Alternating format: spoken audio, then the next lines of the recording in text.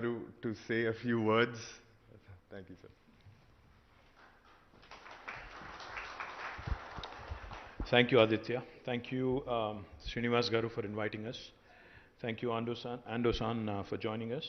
Principal Secretary Jayesh Ranjan, Jubilee Hills MLA Maganti Gopinath Garu, TSI CMD Narasimha Reddy Garu, to all the distinguished gentlemen in the gathering that I know, Sudhir Reddy Garu, Bhaskar Reddy Garu, Eram Raju Garu, and there's plenty of other champions and doyens of the industry, Hyderabad and Telangana industry. My compliments to all of you and also to my friends from the media. This is indeed an excellent occasion to celebrate, and that's the reason why we wanted to make it happen sooner, Srinivas Garu, because the world at large and especially post-pandemic, all of us need more and more infusion of positive news and good news. So DAIFUKU coming to Telangana and setting up a brand new factory with 450 crores of investment, providing employment to 800 people, 800 plus people, was indeed something that we wanted to celebrate. So my compliments to you, the entire team of DAIFUKU, on choosing. You made the right choice, I can tell you. You've chosen Telangana and Hyderabad, you've made the right choice. But just a couple of things. Srinivas Garu seems to be a huge champion of the manufacturing piece, manufacturing ecosystem. I think there's plenty of industrialists in the audience who also are champions of manufacturing ecosystem. Before I came here, I had a meeting with the new US Consul General who's come to Hyderabad, Jennifer Larson. So she asked me a very interesting question. She said, what do you think about manufacturing? What do you think about services? What do you think about the primary sector? As an industries minister, you need to obviously give me your perspective, your state's perspective, and how do you see this landscape changing over the next few years, next few decades? So one of the things I told her, whoever I meet, wherever I meet, whichever industrialist, whichever potential investor that I meet, they have a renewed enthusiasm towards setting up a manufacturing base in India. Especially post the pandemic, post-COVID, where the world has realized that there is too much dependence on China for everything, for bulk drugs, for medical supplies, for everything literally. And when the supply chain was disrupted, I think every single industrialist, be it small, micro, medium or large, was affected in one way or another. So the world has started really thinking about this excessive reliance and excessive dependence on China. You talk to the biggest of the biggest players, the Fortune 500 companies or even the smallest of players, they all tell me the same thing. They all tell you that there has to be a China plus one strategy. You can manufacture in China for China, but for the rest of the world needs, we need to start looking at other bases. Now, because we are similar in terms of our sizes, China and India, 1.4 billion people, 1.4 billion people. So in terms of the workforce, in terms of think force, people will draw that oversimplified comparison and say, if we are moving away from China, a logical thing to go to, logical place to go to would be India. But when a lot of overseas investors, be it Japanese or Americans or Europeans, they ask me, if China is able to do a few things in a certain way, why can't India do it? I only tell them one thing. China is a country which is very homogeneous, which is very unique in terms of how it is structured, in terms of how it is controlled, in terms of how it is administered. But India is very different. India is a democracy to begin with. India is not one, but there are 28 different Indias, if you ask me, because of the federal structure we have. Each state is so uniquely empowered. The makers of our constitution had envisioned India as a union of states. So therefore, each state, and especially the gateway that you choose to enter India through, will determine your impression of India, will determine how easy you find doing business in India. That's the general thought I leave with any of my potential investor. Having said that, when I travel and when I visit, countries like the US, Japan, and other large economies, I was never more impressed than I was with in Japan. When I was in Japan, and going back to what Srinivas Garu was saying, one of the things that struck me, besides everything that is nice about Japan, the clean streets, the beautiful landscape, etc., etc., the one thing that stood out in my memory, we had a meeting scheduled with the chairman of Suzuki, Osamu Suzuki-san. So we traveled all the way to Hamamatsu from Tokyo. We took a nice bullet train. We were there in 1.5 hours. And we were ahead of time because I know the Japanese are sticklers for time. They're very punctual, right? So I said, you know, I don't want to take chances. I'm meeting a big man, trying to bring him to India, to my state rather. So I was there ahead of time. I was there almost 1 hour ahead of time.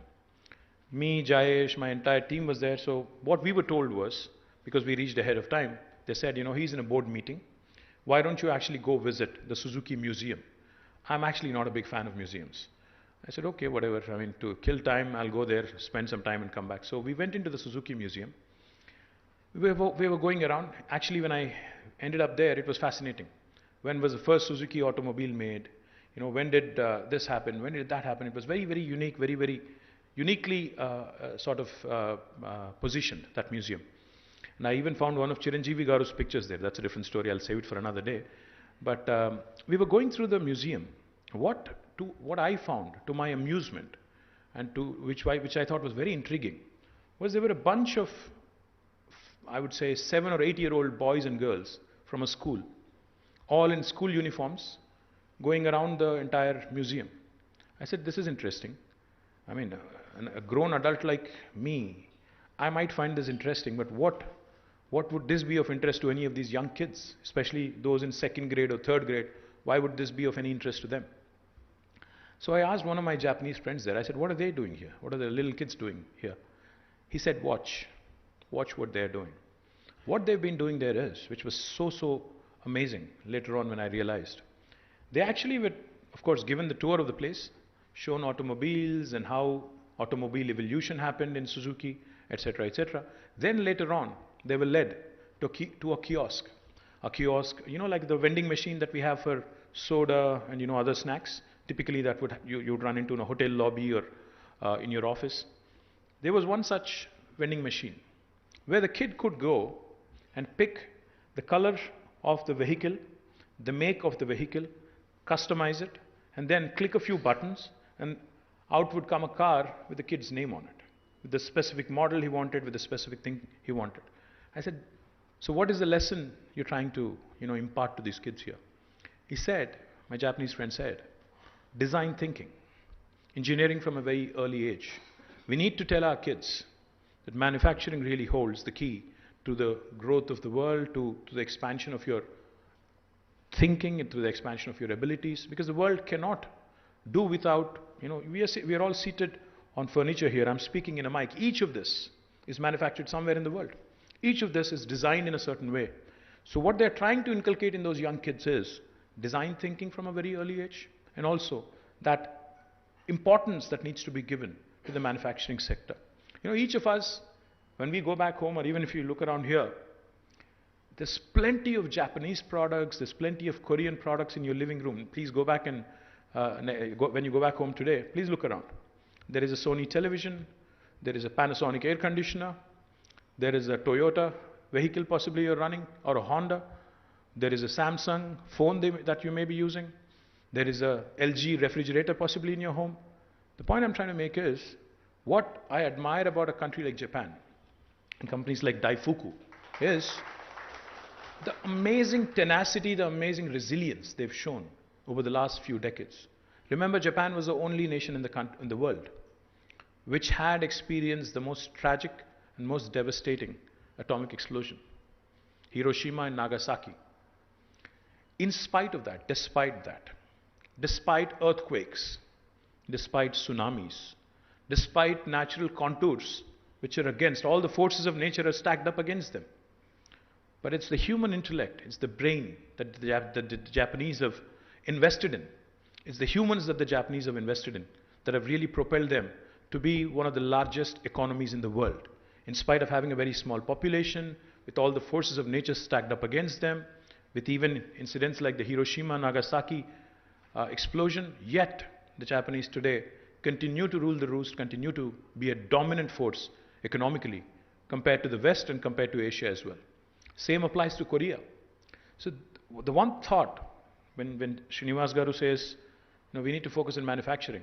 Yes, we need to focus on manufacturing. But what I told the US Consul General is, we need to pick up the best elements from different parts of the world. India cannot, and India does not have the latitude. India does not have the luxury to grow at its own pace. You cannot miss this opportunity. You have to seize this opportunity. We are uniquely positioned now where the world is looking at different manufacturing, the world is looking at alternate manufacturing locations outside of China. If India has to latch on to this, we have to do what the US has done in the last 30 years in a span of next 10 years. We have to do what China has done in the last 25 years in the span of next 10 years. So we don't have the opportunity, or we don't really have the luxury of leapfrogging. We have to pole vault. We have to jump a few hoops. We have to cover a few bases, and we have to focus on not just high-tech manufacturing or advanced manufacturing or smart manufacturing. We have to focus on basic manufacturing. We have to ensure we also get the efficient, smart manufacturing which is coming out as part of Industry 4.0, Industrial Revolution 4.0. And we also have to ensure that we instill and inculcate design thinking at the school curriculum level, at a very young age, at a school curriculum level, at basic education level, and most importantly, even in the vocational training institutes that we have, the polytechniques, the ITIs, etc., etc.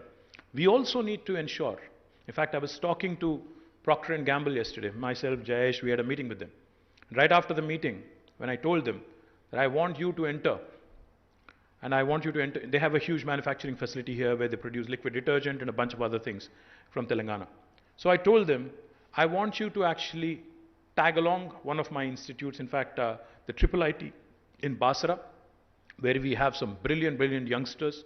I told them, please tie up with them and please create an apprenticeship model where the kid who's studying there in engineering or +2 can actually come over, spend 6 months in your, or as an intern or apprentice in your facility, in your manufacturing facility. And it's a win-win proposition for you and them. Because once you like, what you see, you obviously have the luxury of giving them an opportunity to work with you. And the kid also, the students also get an opportunity to learn. So we need 4 things. 1, like I said, basic design thinking at school level. At a higher education level or vocational training level, we need to ensure an apprenticeship model happens. 3, we need to compete on scale. If you want to compete with the large manufacturing countries like China, we of course need to do, we of course need to create the world's largest pharma parks, world's largest industrial parks, and through which economies of scale are bound to come. I'm delighted Sudhir Reddy Garu is doing something truly unique. With TIF and TSIAC, we are building up one of Telangana's largest industrial parks in Dandumalkapur. I'm delighted it's shaping up really well, Sudhir Anna. Thank you very much. I would wish FTCCI, I would wish CII, I would wish FICI, I would wish the Japanese also come together and create such large parks. And going back to your point, Srinivas Garu, about how you ran out of space in Cherlapalli and Pashamailaram, we need to learn from the Japanese there as well. They have done some very, very smart things. Either they have gone underground in some cases, or they have even gone up vertically. So we need to also do a few of those disruptions and innovations, because land is a very luxurious commodity and it's in limited supply, unfortunately. And it's getting more and more expensive because it's a demand-supply gap, isn't it? I mean, the more the demand is, the more difficult it is going to get for a government to procure land, for you to also be able to get a piece of land at a reasonable price so that, your bottom line is not affected. So my request to all the industrialists in this room here, and this might sound bad coming from the Industry Minister of Telangana, but I'll say it anyway. I liked what Srinivas said about Vega and how he started as a micro-entrepreneur, how he grew from micro to a small, to a medium, to a partner with now DAIFUKU. But if you really think, I was watching very carefully what DAIFUKU does in automation, in logistics. How many companies from India really have really disrupted and have become global names like DAIFUKU or like Sony or like Panasonic or like Honda or Toyota? How many of us really have come out with world-class products which can compete on a world scale? I mean, I'm even talking about the Reliances and Tatas and other big industrial houses from India. We have done well. We have been growing, of course. We're a large country. We have a large domestic market. But how many of these products that we have come out with are truly world-class? When I talk about the Japanese and the Koreans, and when I can mention so many names and say they are truly world-class, how many Indian companies are there which actually can be mentioned in the same breath? Which we talk about Make in India, we talk about a lot of things. We talk about making for the world. But unfortunately, not many of these disruptions, not many of these inventions or innovations are truly world-class. I think we need to start thinking on a larger scale. We need to start being a bit more ambitious. We need to start being a bit more aggressive as well. Because one thing I've seen in the last 1 decade of being a minister, almost a decade now, is that capital is not an issue if you have an idea that can really work. Access to capital is no more a concern. There used to be a time in India when access to capital was a challenge, and the entrepreneurs were having a tough time raising money. But now, I think with the sort of government support, with the sort of capital flow that is coming in, with the world looking at us with renewed enthusiasm, Indian entrepreneurs need to make some bold moves. Indian entrepreneurs, and especially those entrepreneurs from Telangana who are sitting here, please think big. Please think aggressively. Please start thinking of products for the world, not just for India. So I welcome DAIFUKU. I welcome the entire manufacturing ecosystem here. And I am a truly strong believer that we have it in us to make world-class products. We have it in us to provide solutions for the world. So I wish you all the very best, and I'm, as the minister from Telangana, as a state representative, I'm happy to be a partner in your growth story. So I welcome DAIFUKU, I welcome the entire team here. Thank you very much. Jai Telangana, Jai Hind.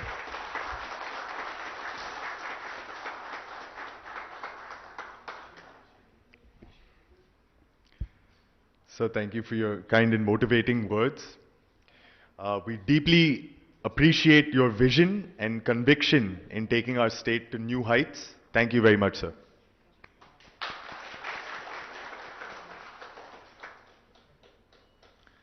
I now request our Vice President of Sales and Marketing, Sandeep Garu, to express DAIFUKU's gratitude for everyone's presence here today.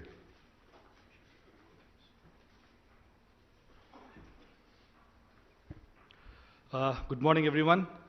I, Sandeep Chakravarti, the Vice President, Sales and Marketing, would like to thank the Honorable Minister for Municipal Administration, Urban Development, Industries and Commerce and Information Technology, Government of Telangana, Shri KT Ramarao Garu, Principal Secretary of Industries, Commerce and Information Technology, Government of Telangana, Shri Jayesh Ranjan Garu, Vice Chairman and Managing Director, TSIIC, Government of Telangana, Shri Narasimha Reddy Garu, officials from the Government of Telangana, friends from the print and electronic media, suppliers and our vendor partners, members of the DAIFUKU family, for gracing this momentous occasion with your kind presence.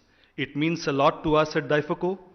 Thank you all. Thank you very much. Arigato gozaimasu.